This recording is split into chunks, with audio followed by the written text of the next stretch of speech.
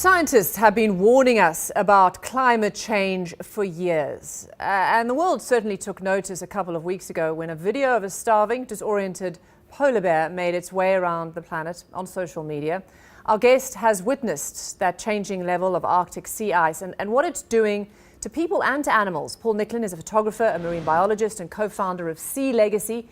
He's documented what a warming climate is doing for wildlife. You're joining me from Nanoose Bay on Vancouver Island in Canada. You took those images of that starving polar bear. Tell us about it. What did you see? What struck you?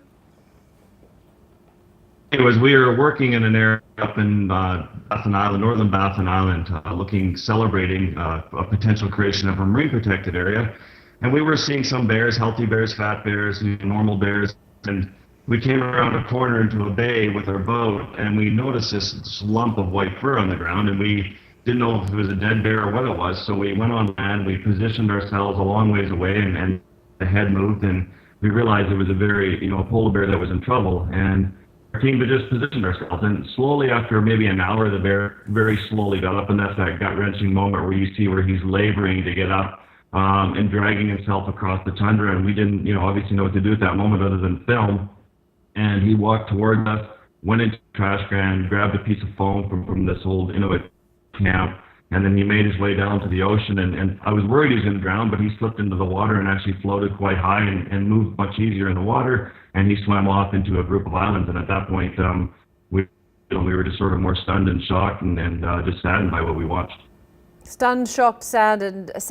So do we know if he's okay? I mean, you said he swam off. I mean, he's still alive, hopefully.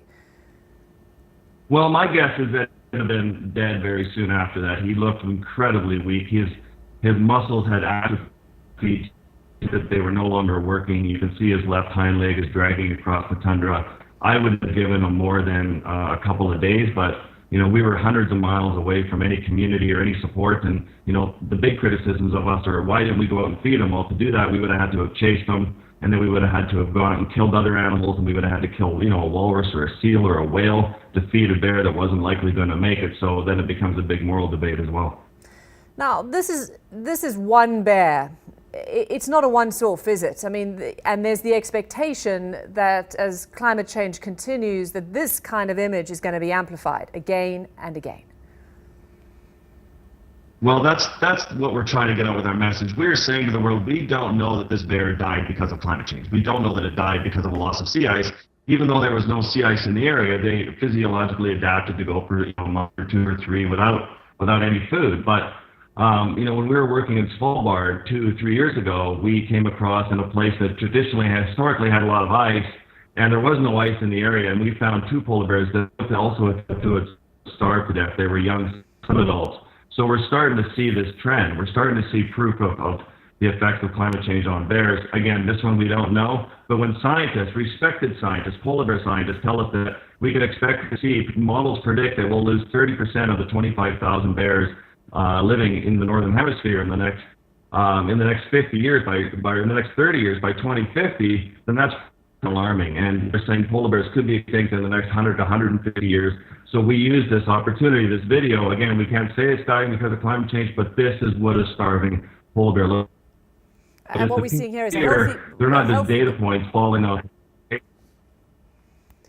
Yeah, I mean, just get the polar bears kind of have a feast or famine feeding program. So, I mean, this is why this is important. I mean, we're seeing here now a fat, healthy polar bear, but compared to the one you filmed, starkly different. Exactly. What's happening with climate change and the effects on sea ice is that, polar bears are designed to be on land for once every year.